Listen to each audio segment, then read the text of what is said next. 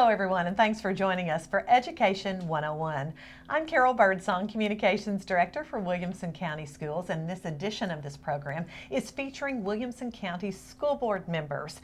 Joining me as my co-host, Dr. Mike Looney, Superintendent of Schools, and our guest today is Dan Cash, who represents District 2 on the Williamson County Board of Education. Welcome to both of you. Thank you. You get to answer lots of questions for the next 30 minutes, Dan Cash. Go for it. Okay. Well, we're going to start with the personal stuff first, All right. okay? All right. So we may have viewers out there who haven't gotten to know you yet. So tell us a little bit about yourself. Well, I've lived in Williamson County 25 years. I retired from Saturn Corporation. I have 10 grandchildren, all of which will be attending Williamson County schools. 3 children, of course, graduating from Franklin High School. Middle Tennessee is home now, and all our kids graduated, are professionals due to great schools, even back in the 90s, and hope to continue that in the future. And I have met some of your grandchildren. I don't know about all of them. We're going to talk about them later when we talk about the Fine Arts Festival, because I was just impressed with JACOB. Yes. I just have to say it right there. He's such a cutie. You represent the southern part of the county, and you have a lot of schools, really. But you also said something interesting, that not just District 2 that you represent, but you represent the whole district, the whole county. Well, yeah, in some of the first meetings, one of the board members, I believe it was Bobby Hollett, said, once you're elected to the board, you've got your constituents in your area, but, in all reality, you're going to find yourself representing Williamson County rather than just your district. And in emails and all correspondence that we get, it's like that. I get emails from all over the county. And that's the way it should be. Yeah, it's very rare for us to have an issue that's specific to one section of our community. Usually when the school board members are tackling the tough issues that you have to tackle, they're usually district-wide issues. Dan didn't tell you about the personal side. He's a horse lover too, though. Yes. So he's a good old all-American cowboy, I think is the best way to describe him. I love my horses, and taking 2 of the grandkids in another week or so for 3 days of riding. My goodness, that sounds fun. Awesome. Oh, it is. It's great. Speaking of horses, Dan, I have the tendency, it's probably a shortcoming of mine, but I have a tendency to kind of visualize board members and kind of pick up on their decision-making process. And one of the things I think that the community needs to know about your decision-making, you just have good horse sense. You just, when you face issues that are complex and sometimes controversial in our school district, it just seems to me that you're always somehow to kind of reduce that complexity down to what's good common sense decision making. And where does that come from? Is that from your love for horses, or is that from your experience Business with GM side? or Well, I do have a lot of experience with Saturn Corporation and team building and resolving problems, issues, and you know what? I've always tried to make it as easy as possible for me to understand, and I try to put it and focus it in what I can understand truly, and take and make a decision from that. Well, but it's got to be from the heart. Yeah. I can tell you it's certainly appreciated on my behalf. I appreciate that style and reducing it down to just good old-fashioned common sense, and so I appreciate that. What else you got? What other tough questions you got there, Carol? I've got a whole laundry list of tough questions, Dan Cash. But first off, you've been on the board, 9, 10 months, I guess? So you're 8 new. months and 25 days and 3 hours. And no. there for a minute, I thought you really knew that. No, it's been about going on 9 months. Okay, Yeah. very good, very good. I guess I want to go back. You have done, I'm going to say, an excellent job of actually getting out and about and visiting a whole bunch of schools. Talk about why you wanted to do that, and I guess what you saw when you were out visiting schools. Well, I'm the type that wants to see and hear right from the horse's mouth, so to speak. You have rumors on this side of the aisle, and you have rumors on this side of the aisle, and this one did this, and this one did that, and this school's doing this, and this person. I'd just soon go out and visit, meet the principals, sit down and talk with them. I visited all the schools in my area, and plus several others, and I felt like in the winter months it's slow for my business, so I figured I'd do 2 or 3 schools a day and get all this stuff done in a week or 2. Well, most of the school principals in my visits were 2 hours plus. I've been shown closets. Miss Lillard at College Grove, it was unbelievable. I says, you know, I'm not here to pry or anything, but we're going to vote on a construction project that we're going to try to move up. And I like to see what I'm voting on and then go back and represent you. And she says, well, come on. And I mean, I never saw such a neat place in my life. I wasn't sure I was in a school. I'll tell you, it was spotless and still is.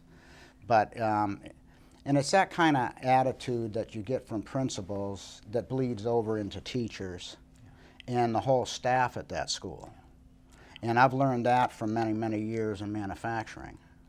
You take good leaders, and it's going to bleed down through the ranks. And just every school I went to, it was just wide open. I've visited, what is it, Reading 300? The test at 380. 380? 380? Read 380? I'm not sure which program you're talking about. We have a lot of them. There's Read 180. 180. I'm probably talking about Read 180. Right, it's What for, was that? it's for kids that are Right, lagging right. behind. That's it. And don't quote me on numbers either, I'll tell you. But I got a first-hand look at what these kids are doing, how they're progressing, and they're wanting to put it on a bigger scale. Geez, the CTE programs, David's heading up. I've been honored to be a part of the Manufacturers Roundtable. Right. Technical training is kind of in my background, a lot of it. Just everywhere you went, it was open book. We talked about, you name the topic, and we sat there and talked about it. You know, Dan, I have heard just through the grapevine that some people have been concerned about the board not getting a lot of work done, but in reflecting about the last 9 months that you've been on the school board, we've done an amazing amount of heavy lifting. We got some construction projects underway. We've got some theaters completed. You and several other board members led the effort to get a 5% pay raise for all of our employees, and you know, that's going to reverberate through this community, and our teachers and our bus drivers and our lunchroom workers are all going to be a little bit better off this upcoming year than they have been in the past year. Talk a little bit about why that was so important to you to make sure that that we held to you know, we held to our commitment to make sure that pay raise happened. Well, when you start looking at the statistics, and they claim we're 42nd in the nation as far as Tennessee schools go, and that may be right or wrong. It sure doesn't reflect on Williamson County, but maybe some of the other schools it does. But when it comes to money, you're right down there at 42nd. And when I talk product here, like I would in manufacturing, we produced automobiles, but our product is these young people that are going to be graduating from these high schools and leading our nation in the next 10 years. Right. And we are putting out a top-notch product, and these teachers need to be paid for it. We have the degrees from the start to the finish, right up to the PhDs. And even more than that is I see a huge commitment to want to teach. It's not, I'm just a teacher, I'm going to go in and sign in or punch in or whatever you want to do. I'm going to do my job, I'm getting out of here. There may be some like that, but I sure haven't met them yet. Right. And that goes from the staff all the way down. And they deserve that kind of money. They deserve to be paid good money. We live in a very prominent area, and you know what? We need to pay them. Well, we appreciate your support on that. And you mentioned graduation, so I can't help ask you, are your hands still tired from shaking all those graduates' hands as they walked across the stage this past spring? You know, PJ told me, just get ready. He said, don't grip too hard and all this stuff, because PJ was there too. But we didn't. We sat in the back. And, you know, the teachers and they all shook hands, and they went right down that line. I know you were about like a proud papa, though, weren't you? Oh, I'll tell you, you know, and then they announce where they're going to go to school. Yeah. And so many of them, there was a few undecided, but, you know, the major colleges, of course, and the scholarships, but so many are taking advantage of this Tennessee Promise. Right, right. Which I've always been the type, if you want to do something, you go to work and you'll get it, right, and you'll appreciate it more. But this Tennessee Promise it opens the door for so many, and I use myself as an example. When I graduated at 18, I got out by the skin of my teeth. There's no way I wanted to go back to school. That was it. Well, along about 2 kids later and 24, and I'm thinking, this isn't all for me. I'm going back to college. Well, had I had Tennessee Promise at that time, I'd have went to night school. You know, just try it. Just get in there and try it. And you'll find out that you got by the skin of your teeth in high school, but now you're getting A's and B's. Well, we'll have to send your testimonial to the governor, because that has been a big initiative of his, and I agree with you. I think it's doing a lot of great things. Kind of reflect for a second on last school year. We've closed the school year down. Our graduates are off, you know, summer vacation, getting ready for college. What are some of the memories that you bring, that you're taking with you from your first year as a school board member, thinking about the last school year? What are some of your favorite memories that kind of stick out to you? I know that the veteran or the signing for the military folks, the ones that are joining the military, I know that was a special event for you. That is a special event. So just kind of share with us some of your highlights from the year. Well, I'll tell you, it's almost 9 months, and this has been an education in itself. Williamson County Schools is huge. It's huge. I mean, the different areas that we serve, it's a big business. And, you know, until you sit down and you start opening up the books and the records and everything and start looking at what's involved, it's like, whoa, you know? And there's been a lot of people that I've talked to about different stuff, you know, staff members, other board members, and, you know, it's a big learning process. There's been ups and downs, some turmoil, you know, that we've overcome pretty much to a point, and I'm really happy with the growth in the board, coming together as a team, and I'd like to focus on getting that team really united. But highlights, you know, the festival. Geez, when you stop dead in your tracks and that young man singing the theme song from Grease, and you're saying, yeah, man, where was he? He'd have got John Travolta's. And all those other students, the students that come in and perform at board meetings. It's totally awesome. I remember 3 young men at, what was it, the Employee of the Year banquet. Yes, that's right. And they're up there, and they've got their little tuner or whatever.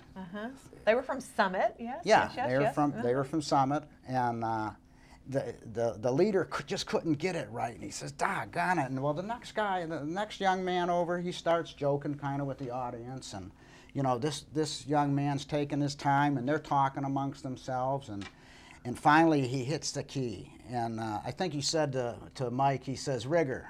Yeah. But anyhow, my whole point is a lot of people, adults, would have got all shook up. They, you know, they're, oh no, what? These guys were cool, calm, and collected. They knew they were entertainers. They knew that they shouldn't get nervous. And you know what? You just don't come by that. You learn that. And when you just look at kids like that you know, have learned through the years, through their teachers, it makes them that much better person. What about the young man that came to the board meeting to speak on behalf of Rebel Up? I know it. Amazing. I was in awe. I said, I told him, I says, and I think he was 9th grade, he was a freshman. This kid is going to go places and just be a speaker. And geez, what else? There's so many. Oh, the tour of Centennial High School's tech lab. I come from probably one of the most innovative, high-tech factories in the world with Saturn Corporation. And we got into AutoCAD and all the drawing and, you know, the high-tech preventative, predictive maintenance where you're looking into these different gearboxes and electrical panels and stuff. Well, I walked in there and I got the tour, and one young man said, he says, "Show Mr. Cash what you're doing." And he said, "Well, my instructor threw out a battery and a electric motor and said, build a car." He gets on the computer, boom, boom, boom, boom, up comes his pictures, and he said, "See, I drew them out to scale how I wanted them. Here's the chassis. Here's how my engine's going to be locked in." And he just went through this whole thing. He hits the button and it all goes together. Wow. And I'm like, geez, you know, where have I been? I've been retired 8-9 years now. And then he says, "You want to see it run?" Takes his mouse and it starts running, and it goes in 3D. Oh, wow. And then he says, "Now I can print out any part I want in the 3D printer." But what really impressed me is the instructor over there makes these kids punch in and out just like they're going to work. How about that? He's not standing there telling them, "Here's your assignment." They know what they've got to do. Right. And the portfolio, and this young man happened to win a full ride scholarship at Alabama. Oh, wow. It's not a bad university, if I could say so. Roll Tide. Right. But I mean, a booklet this big, all laminated, design and everything, right there, and there was one on everyone's desk. It's a resume sitting right there for them to take somewhere. Yeah. And I found the same thing over at Page High School. And I'm sure it's unique to all of them. Well, I really wish we could make our schools glass houses, because if you could watch what's happening in classrooms every day, you would leave with goosebumps and inspired every day. I really believe that. I heard a rumor, Mr. Cash, and I just want to confirm this. Did you actually go on some field trips this year? Bethesda, yeah. That is amazing to me that you were actually out on field trip. That's a really thing. Tell us about your field trip. Tell us about one of your trips. Where'd you go?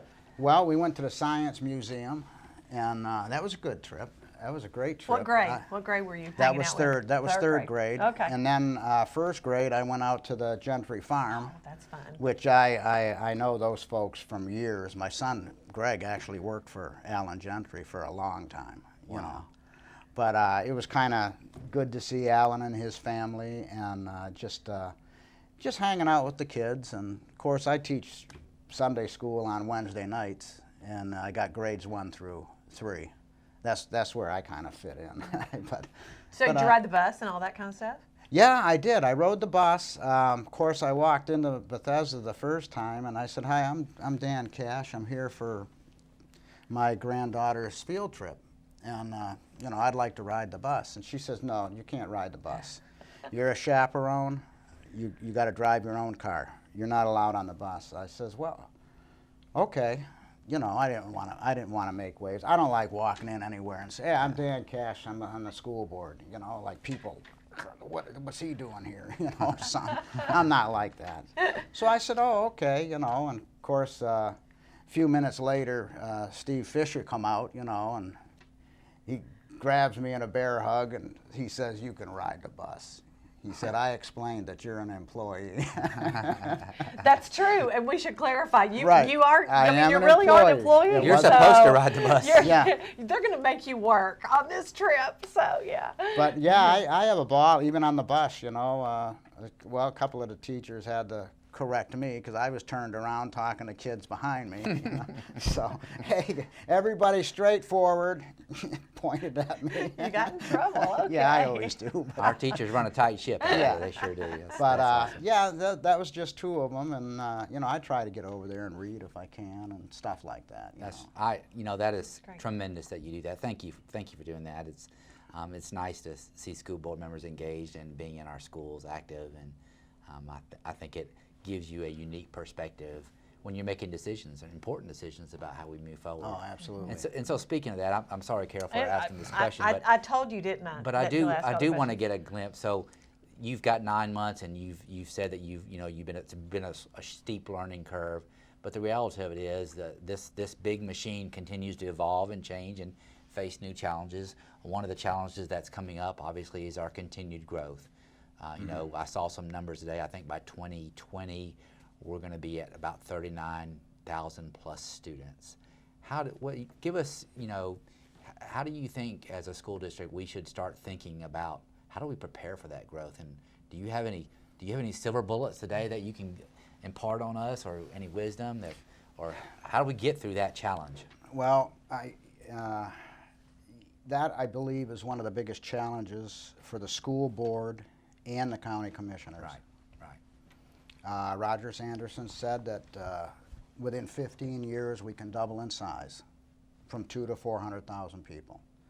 If 20% of the 200,000 are children, that's 40,000 more students. So you've doubled the size of Williamson County schools.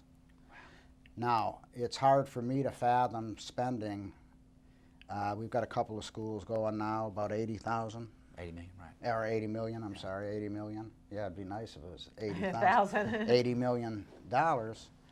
But it's at the rate we're growing, you know, that's kind of an impossibility to continue to build them that fast at that cost. Right. So I think that's where we need to go, is looking at alternatives. Right. Now, I've got a lot of past experience with shift work. I don't know how well that would work. Like a dual track, a morning school and an afternoon school or Yes, something? absolutely. And it suits some people. Right, Some people right. love to go to work at 3 o'clock in the afternoon. And I think that's all of my children. They don't want to get up before Right. 12. That's right. well, that may help out with the With the tardies. Yeah, the few tardies we have, but actually with the wanting the older kids, you know, the high schoolers to sleep in. No, I think we need to look at a business format and see how they do it, because we've got to utilize the facilities we have the best way possible. And of course, you know, you've got sports and after-school curricula. I mean, it just, Yeah. it's anything you do in the schools. You change one little thing. Like everyone, you know, I've gotten emails about the high schoolers. You know, well, they need their sleep and this and that. And I got to thinking about that. I said, well, you know, I've got a lot of experience with the circadian rhythm and stuff like that, and I know their bodies are changing at that age. But then I got to thinking about the little ones. So what do? You push back kindergartners and first graders and second graders to start at 7:30 in the morning. Now they're in daycare. The ones that aren't in school are in daycare now for 12 hours a day. Yeah. You know, it's kind of hard to make changes. And then when you start looking at the logistics of the whole thing, a lot of the high school kids drive to school. Just everything would have to be switched. It wouldn't be an easy process. Yeah, if it could create more rush hour traffic problems, I guess, if we unload 10,000 student drivers and at 8 o'clock in the morning, 8:30 in the morning. Could be dangerous, you know. Challenges.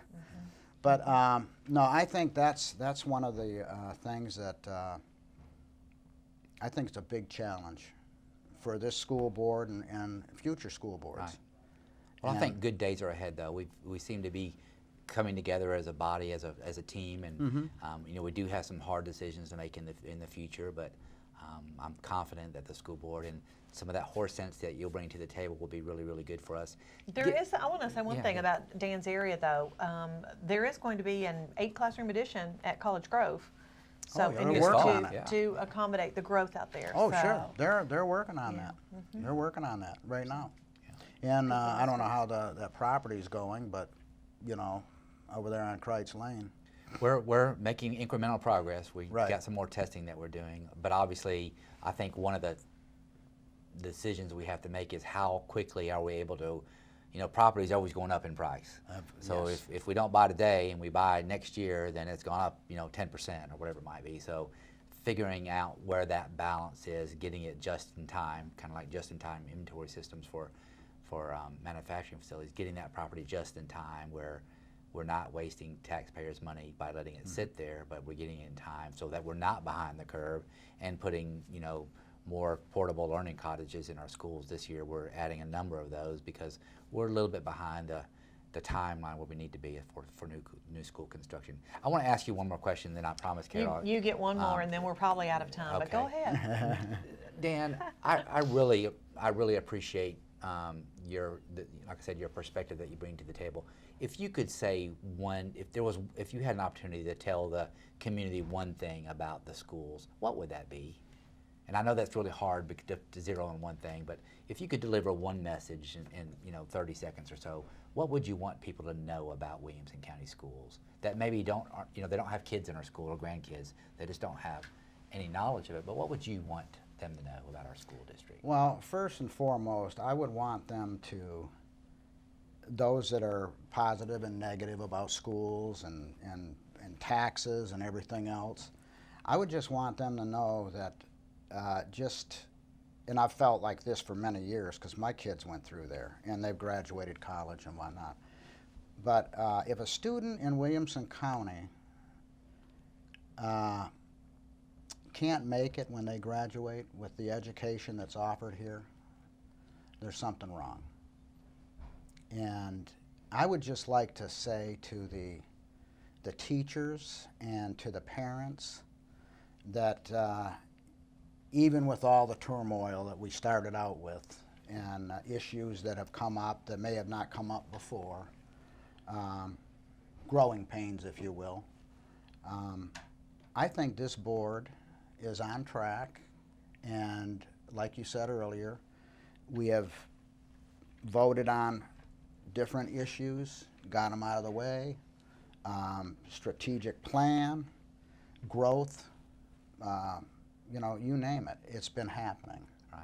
I know the meetings last longer than a lot of them feel they should, but I think it's all growing pains. But I would just like to assure the teachers that we are in their court, and parents, and I appreciate each and every one of them, and I appreciate the input from parents, and the PTOs are second to none on the money raised. Amazing.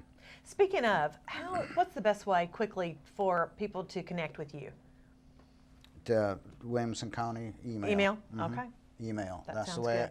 You know what? It just keeps it all clean. That's right. And, And you can keep track of everything that way, can't right. you? You can keep track Yeah. of it, and geez, when someone really has an issue, I mean, my number's on there. They can call me anytime they want. And I've talked to a lot of folks, and some like what I have to say, and some don't. But And we have to end it there because Creed's giving us the wrap-up signal. oh, geez. I know. Come back again. We'll do it again. We'll do it again. All right. Thank you, gentlemen. It's a pleasure. And thank you for joining us for Education 101.